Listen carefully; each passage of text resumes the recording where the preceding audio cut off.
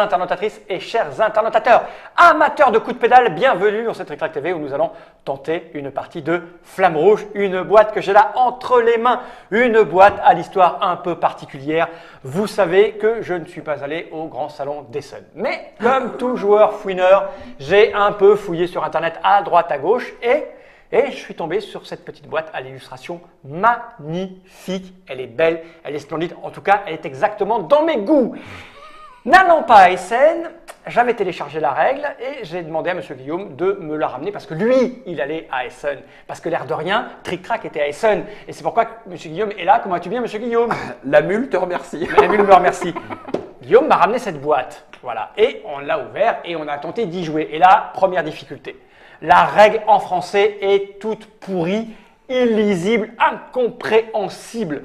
Elle est là, elle a été traduite par Google Translate, mais l'avantage, c'est qu'elle est aussi en anglais, en allemand et en je ne sais pas quoi, en finlandais j'imagine.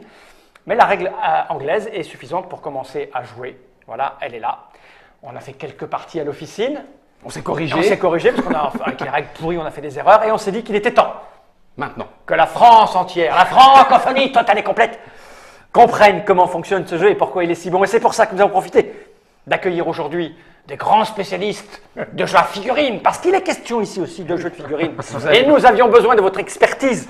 Nous avons les champions du monde du prochain Kickstarter, les gens de chez Mythic Game, avec Léo. Comment vas-tu bien, Léo? Très bien, très bien. Et Monsieur Erwan, comment ça va bien? Erwan, Ça va très bien. de Mythic Battle Panthéon. On a fait des tonnes de vidéos, vous irez les voir après, vous allez voir, ils font des figurines magnifiques. Mais là aussi, il y a des figurines, c'est complètement dingue. On va faire deux vidéos. Une première, on va expliquer les règles, et une seconde où on va s'affronter. Ces règles-là, je n'en ai pas besoin. Je leur ai dit, elles sont en plusieurs langues, et la règle française est... Elle est incompréhensible. Non. Vous voulez rire? Je vais vous lire l'accroche au dos, pour que vous compreniez un petit peu, c'est important. Moment drôle. Parce que tu ne sais pas de quoi il est question de ce jeu. L'excitation dans l'air est électrique comme les leaders complètent le dernier virage et se dirigent vers la ligne d'arrivée. Attends, il y a pire. Chaque équipe a utilisé leur talent pour positionner leur sprinter pour ce moment, mais un seul peut arracher la victoire. Est-ce que votre équipe aboutit de l'avant et risque d'épuisement? Devriez-vous être prudent au milieu? Étonnez-vous tous en éclatant en avant de l'arrière. En avant de l'arrière. En avant de l'arrière est magnifique. Calculerez-vous votre coupe parfaitement? Tout le monde peut faire la course, peu deviennent champions. T'imagines qu'à partir de ça, c'est compliqué. Cette boîte, j'en ai pas besoin, mais je vais vous dire quand même, il est question d'un jeu, il s'appelle Flamme Rouge. C'est un jeu signé Asger Samsgrenerud, c'est son nom. C'est ça. C'est illustré par Yar Kassanen et aussi Yekala. Voilà. C'est édité par Lotapelite, que l'on connaît, parce que c'est quand même l'éditeur qui a fait ce formidable jeu qui s'appelait, ça y est, j'ai un trou. Tu sais, Cyril l'avait fait de Minc chez... Eclipse. Eclipse, exactement, ils avaient fait Eclipse. Donc voilà, c'est pas un éditeur Non, de... c'est pas- voilà, c'est c'est pas- pas- Et c'est un jeu pour 2 à 4 joueurs, pour des parties qui vont durer de 30 à 45 minutes. Ouais, Ça dépend du si. nombre de joueurs à la table. Ça Ouais. peut durer 20 minutes quand on est 2, c'est ça. effectivement 45 minutes quand on est 4. Ça, je le pose. Je vais vous montrer une petite chose, car immédiatement après avoir écrit un article qui a fait beaucoup de vues et qui a excité pas mal de monde, j'ai un internaute qui m'a envoyé la vraie traduction. Il a pris la règle anglaise et il l'a traduite, il l'a mise en page exactement comme il le faudrait. Donc, la règle française lisible existe. J'ai envoyé un mail à l'éditeur pour voir s'il nous autorisait à la mettre en ligne, à la diffuser et pourquoi pas lui l'utiliser pour que les gens la téléchargent. Parce que je le rappelle, si ce jeu vous plaît et que vous pouvez le commander pour le moment qu'en import, parce qu'il n'existe pas, il n'est pas distribué en France, il est possible que vous ayez accès à une vraie règle traduite. Comme à l'époque. Comme à l'époque, comme à la grande époque. époque. Ça sent le. Quand je dis à l'époque, parce que Erwan n'était pas né. Non. On imprimait, dans les années 2000, on a imprimé des règles traduites par des amoureux, comme on faisait à Essen avant. C'est ça. On allait à Essen, on repérait un jeu, on espérait que quelqu'un le traduise et on mettait l'impression à La l'intérieur. photocopie dedans. Voilà, je le mets là. Donc, de quoi donc il est question dans Flamme Rouge? C'est ce qui m'a aussi excité dans le jeu, c'est qu'il est question de bicyclette et je pratique la bicyclette. Et vous allez voir que normalement, qu'on apprécie ou pas la bicyclette, ça fonctionne quand même. Flamme Rouge, pour ceux qui ne le savent pas, c'est le petit drapeau en forme de triangle et de couleur rouge qui indique le dernier kilomètre dans une course. Et en général, en tout cas sur le plat, les arrivées sur le plat, tout se joue dans les derniers kilomètres. C'est là qu'on va décider d'accélérer, de gérer pour que le sprinter puisse passer, s'il est encore là, puisque dans les étapes de montagne, les sprinters se font distancer. Le sprinter va tenter de passer la ligne d'arrivée. Donc Flamme Rouge nous propose ça. Il nous propose une course en ligne avec un départ et une arrivée Donc la boîte contient des éléments de puzzle, recto verso, car il y a une règle de débutant, accessible, facile, celle que nous allons pratiquer. Et une fois que vous avez fait un certain nombre de parties avec ces règles de base, vous allez pouvoir intégrer le verso de ces plateaux, de ces petites tuiles, qui proposent d'en rajouter deux petites règles supplémentaires qui concernent la montagne. Et la montagne, c'est la montée et la descente. Là, on va se les épargner, on verra ça dans une autre vidéo. Ce circuit est le circuit de base. Dans la boîte, il y a des petites cartes qui sont proposées avec des circuits prédéfinis pour jouer avec des circuits réfléchis, des circuits qui sont équilibrés.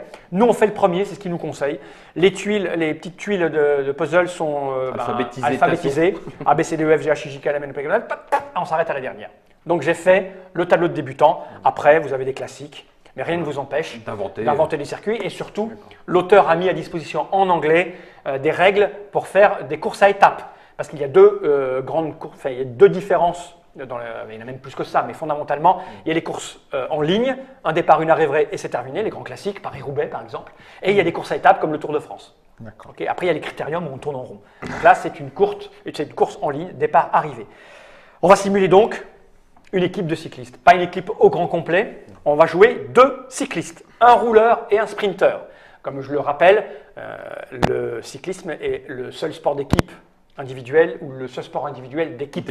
C'est-à-dire qu'en gros, une équipe va travailler pour amener son leader sur la ligne d'arrivée. Là, en l'occurrence, sur une étape plate, c'est le sprinter qui va tenter de passer la ligne d'arrivée en premier. C'est pour ça que nous allons gérer deux decks et surtout deux petites figurines. Ah bah oui. Comme dans Conan, comme dans Mythic Battle, nous avons dans la boîte un petit carton magnifique que nous allons ouvrir avec délicatesse et nous sortons bien entendu des figurines que chez vous, vous pouvez peindre, bien évidemment, mais laissez quand même des socles de couleurs pour que vous puissiez les reconnaître. Aux couleurs de votre équipe favorite. On a deux cyclistes, donc tu es le bleu, je te donne les deux figurines bleues, toi les deux figurines noires, toi les deux figurines rouges et moi les vertes.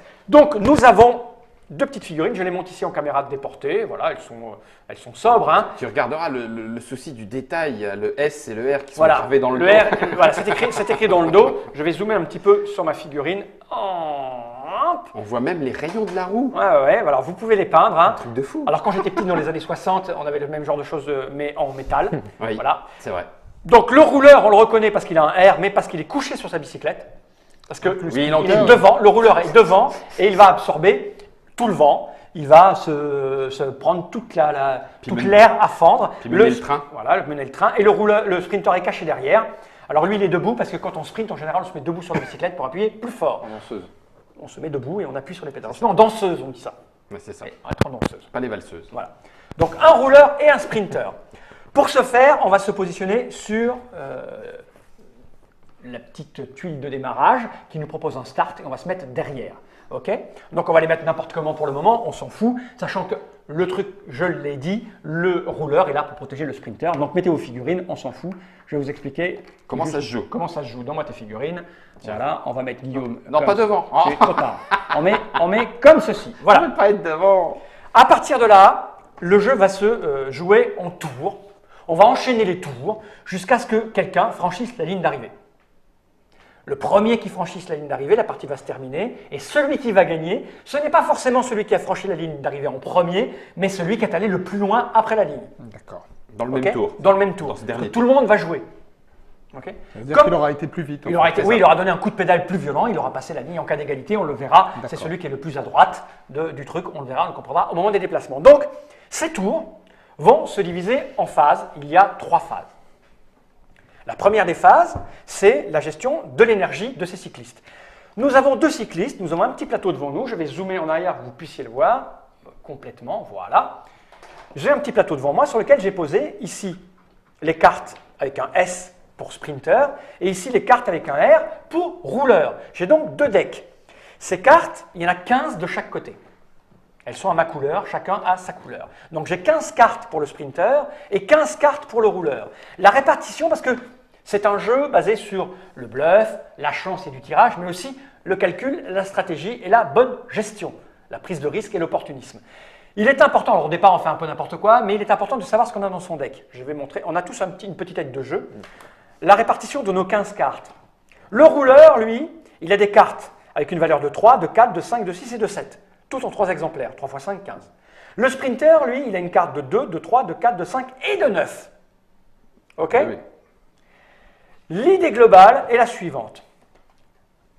Première phase du tour.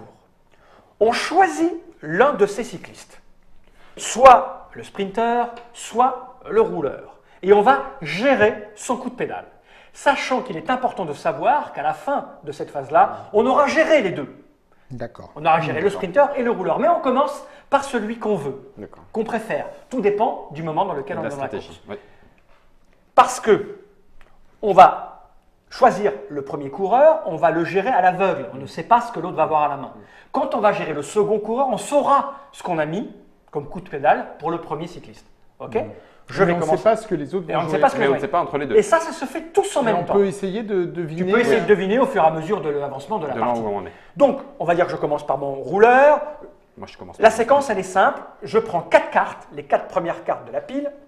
Je les consulte, on fait tout ça en même temps. J'en prends une Ok. que je mets Donc c'est sur le côté. simultanément. on va- Simultanément, on fait tout ça. Je mets les 3 cartes qui me restent face visible sous ma pile. C'est ce qu'ils appellent recycler dans la règle. On recycle. D'accord. D'accord? Une fois que j'ai fait ça, je prends mon sprinter, j'analyse la course, je prends les 4 premières cartes, je les analyse, j'en prends une, celle qui m'intéresse le plus pour les circonstances, en rapport avec mon rouleur, je les mets sur le côté, je prends mes 3 cartes et je les mets en dessous. Mais n'importe quoi, on s'en fout parce qu'on va refaire la partie en partant de 0. Partant de là, une fois que tout le monde a fini cette petite phase, on passe à la phase 2. C'est la phase déplacement. Tous en même temps, on retourne les cartes que nous avons sélectionnées. Plus de changement possible. Plus de changement possible, c'est fait. Et là, on va gérer les coureurs. C'est extrêmement simple. On commence par le joueur qui est en tête. En tout cas, le coureur qui est en tête. Ici, c'est le rouleur noir. 6. Le rouleur noir, il a 6. Donc, la figurine avance de 6 cases. On le voit ici, il y a des cases. Il fait simplement 1, 2, 3, 4, 5 et 6. Il a fini son déplacement. Ensuite, les deux là sont sur la même ligne. On regarde celui qui est le plus à droite, celui qui est le long de la double ligne. C'est lui qui joue en premier. Donc, c'est mon rouleur. Mon rouleur, il est vert et j'ai mis 3. Donc, mon rouleur va avancer 2, 3 cases. 1, 2 et 3. Il arrête sa course ici. Un peu plus simple. Le rouleur rouge Il a mis combien? Juste 6. Il a mis 6. On le redit, il n'a pas le droit, quand il arrive sur des cases vides, il se met automatiquement. Sur la droite. Non, on le sur, verra quand on se déplace. J'ai expliqué tout au fur et à mesure qu'on se déplace. Lui, il arrive à 6. 1, 2, 3, 4, 5 et 6. Il est derrière. Vous l'avez vu, je suis venu immédiatement ici pour me positionner. Ok. Ensuite, on passe au sprinter vert. Le sprinter vert, il avance de 2 parce que j'ai mis une carte de 2. Il fait 1, 2. Le sprinter noir a mis combien? 5. Il a mis 1, 2, 3, 4, 5. Il se met ici. Nous passons maintenant au sprinter rouge. Il fait 4. 1, 2, 3, 4. Il se met là. Nous passons au rouleur bleu. 7. 1, 2, 3, 4, 5, 6, 7. Et nous passons au sprinter bleu. 5. 1, 2, 3, 4 et 5. Et il se met ici. On voit tout de suite immédiatement que la course est lancée à toute berzingue. Ouais. Une fois qu'on a fait ça, on passe à la phase dite phase finale du tour. Celle-ci commence par un truc évident et identique à chaque tour. On se débarrasse des cartes que l'on vient de jouer et on les met dans la défausse devant soi. Ces cartes ne seront plus jamais utilisées de la partie. En gros, c'est là qu'on commence à comprendre l'aspect stratégique. Des 9, tu en as 3. Si tu as craqué un 9, il t'en reste 2. Point. Donc on gère en fait ces cartes pour toute la course. C'est ça. Voilà. Maintenant, on passe à la gestion de l'aspiration. Pour expliquer cette phase, je vais changer la place des figurines parce qu'ici, il n'y a pas d'aspiration. Mais en admettant, Parce que tout le monde est groupé. parce que tout le monde est groupé, C'est ça. en admettant que l'on soit, on va dire, en admettant que l'on soit, on va Comme dire que l'on soit, Ouais, on va c'est bien. on va faire même, on va Ah. faire, ouais, on va faire comme ça. Ça, c'est moche. Ça, c'est on va très. même faire, on va même faire comme ça. D'accord. tiens, on va faire. Parce que c'est moche pour le vert. Ouais, mais on s'en fout, c'est une fausse partie. On fait comme ça. Imaginons que ce soit terminé comme ça. On considère les figurines comme des groupes. À partir du moment où elles sont isolées. Là, j'ai un groupe, là, j'ai un groupe, là, j'ai un groupe, là, j'ai un groupe, là, j'ai un groupe. Si je suis comme ceci, j'ai aussi un groupe ici. OK? Un groupe 2. C'est des groupes.